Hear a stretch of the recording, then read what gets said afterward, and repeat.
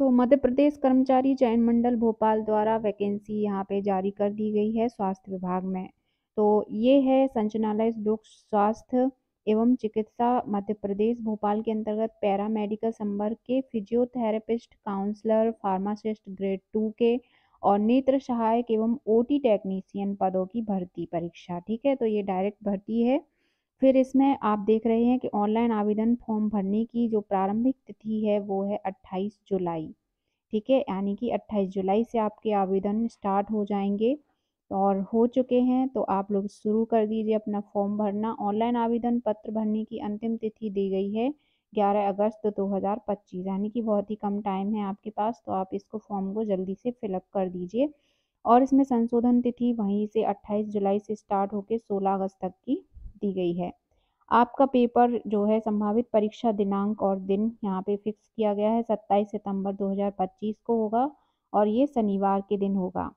फिर है मंडल का शुल्क जो यहाँ पे दिया गया है वो बता देते हैं कि सीधी भर्ती के जो पद हैं उनके लिए अनारक्षित अभ्यर्थियों के लिए 500 रुपये और प्रति प्रश्न अगर आप मल्टी फॉर्म भरना चाहते हैं हर एक जो पोस्ट है उसके लिए, तो हर एक प्रश्न पत्र के लिए आपको 500 रुपये पे करने होंगे। और जो एमपी के मूल निवासी हैं, एससी एसटी ईडब्ल्यूएस और ओबीसी दिव्यांगजन अभ्यर्थी हैं उनके लिए 250 रुपये प्रति प्रश्न पत्र यहाँ पे दिया गया है। और सीधी भर्ती बैकलॉग के लिए जो है कोई शुल्क नहीं है। जो सीधी भर्ती बैकलॉग के पद हैं उनके लिए शुल्क नहीं होगा, अकेला आपको पोर्टल फीस देनी होगी। फिर यहाँ पे है एग्जाम पैटर्न, पद्धति, समय सारणी जो है दी गई है। तो परीक्षा की संभावित दिनांक जो है वो है 27 सितंबर बता ही चुके हैं। परीक्षा 2 पालियों में होगी और 8:30 से 10 बजे तक का आपका रिपोर्टिंग टाइम होगा और दूसरा है 1 से 2:30 बजे तक रिपोर्टिंग टाइम है। और आपको आपको उत्तर अंकित करने का समय सिर्फ 2 घंटे मिलने वाला है, 10:30 से 12 और 3 से 5 बजे तक का। ठीक है, तो ये टाइमिंग हो गई। उसके बाद आपके देख लेते हैं कि भर्ती नियम यहाँ पे जो सूची दी गई है वो देख लेते हैं। कर्मचारी चयन मंडल, हाँ, तो और आप लोगों के लिए क्या सामान्य नॉलेज है जो बता सकते हैं।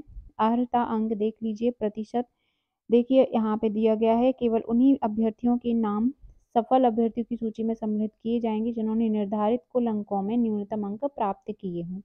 ठीक है, तो यहाँ पे अनारक्षित वर्ग के लिए 50% अंक लाना आवश्यक है और बाकी रिजर्वेशन कैटेगरी के लिए 10% अंकों की छूट रहेगी, यानी कि 40% न्यूनतम अर्हता अंक पाने होंगे। ठीक है, तो यहाँ पे ये वाले आप लोगों को देखने को मिलेंगे। फिर यहाँ पे जो है सेवा का नाम दे रखा है, पद नाम और कौन सी श्रेणी के आप कर्मचारी कहलाएंगे। तो फिजियो संवर्ग में जो पैरामेडिकल है, फिजियोथेरेपिस्ट, काउंसलर, फार्मासिस्ट और नेत्र सहायक और ओटी टेक्नीशियन, ये 3rd ग्रेड के कर्मचारी में सम्मिलित होंगे। फिर परीक्षा का आयोजन यहाँ पे दे रखा है। तो यहाँ पे है परीक्षा का नाम और प्रश्न पत्र पहला होगा। ठीक है, एक ही होगा जो कुल 100 अंकों का होगा और पाठ्यक्रम आपका यहाँ पे दे रखा है जो बहुत ही इम्पोर्टेंट है, आप स्क्रीनशॉट ले सकते हैं। सामान्य ज्ञान आएगा, सामान्य हिंदी, सामान्य अंग्रेजी, सामान्य गणित, सामान्य विज्ञान और सामान्य अभिरुचि। और तकनीकी ट्रेड पर आधारित प्रश्न होंगे, यानी कि आपके टेक्निकल प्रश्न भी आएंगे जो कि 75 नंबर के होंगे और बाकी जो आ वाला खंड है उसमें से 25 नंबर के प्रश्न पूछे जाएंगे। तो सबसे ज़्यादा इम्पोर्टेंट है तकनीकी ट्रेड पर आधारित आपके प्रश्न।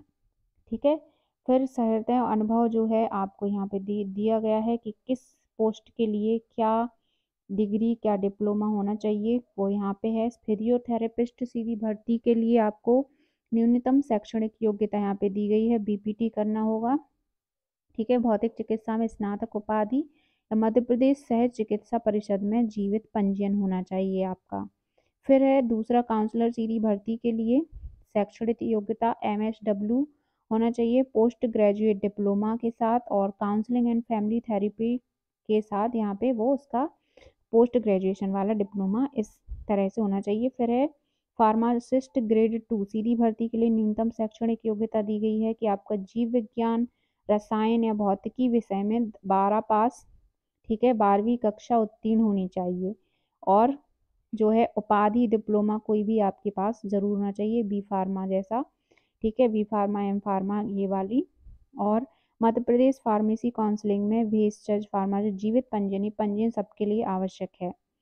फिर है नेत्र सहायक के लिए न्यूनतम शैक्षणिक योग्यता जीव विज्ञान रसायन भौतिकी, ये तो वही है, आपको 12 पास उत्तीर्ण करना होगा इनमें से किसी एक विषय के साथ, और ऊपर से आपको 2 वर्षीय कोई डिप्लोमा होना चाहिए आपके पास, ठीक है, और जीवित पंजीयन होना चाहिए। फिर ओटी टेक्नीशियन के लिए वही है, 12 पास उत्तीर्ण होना चाहिए और किसी मान्यता प्राप्त शासकीय संस्था से ऑपरेशन थिएटर टेक्नीशियन का 1 वर्षीय प्रमाण पत्र पाठ्यक्रम उत्तीर्ण होना चाहिए और पंजीयन होना चाहिए। तो ये आपका जो अलग अलग पोस्ट के लिए योग्यता थी वो निर्धारित कर दी गई है। फिर है आपकी आयु सीमा क्या होनी चाहिए, तो 18 वर्ष से 40 वर्ष की आयु सीमा यहाँ पे निर्धारित की गई है। और विशेष होमगार्ड निकायों कार्यरत से शासकीय सेवकों एवं महिला अभ्यर्थियों के लिए आयु सीमा जो निर्धारित है वो 45 वर्ष होगी, ठीक है। तो यहाँ पे ये दे रखा है आयु सीमा के बारे में, और थोड़ा सा डिटेल में यहाँ पे आयु सीमा के बारे में आप जान लीजिए। 18 से 40 और 18 से 45 वर्ष, यानी 5 वर्ष की अधिकतम छूट दी गई है रिजर्वेशन वालों को। फिर अगला यहाँ पे और कोई इम्पोर्टेंट जानकारी अगर होगी तो मैं आपको अलग से वीडियो बना के उसमें बता दूंगी। वैसे इम्पोर्टेंट चीज़ें आपको बता दी हैं, सिलेबस, आयु सीमा और फॉर्म भरने की अंतिम तिथि, प्रारंभिक तिथि।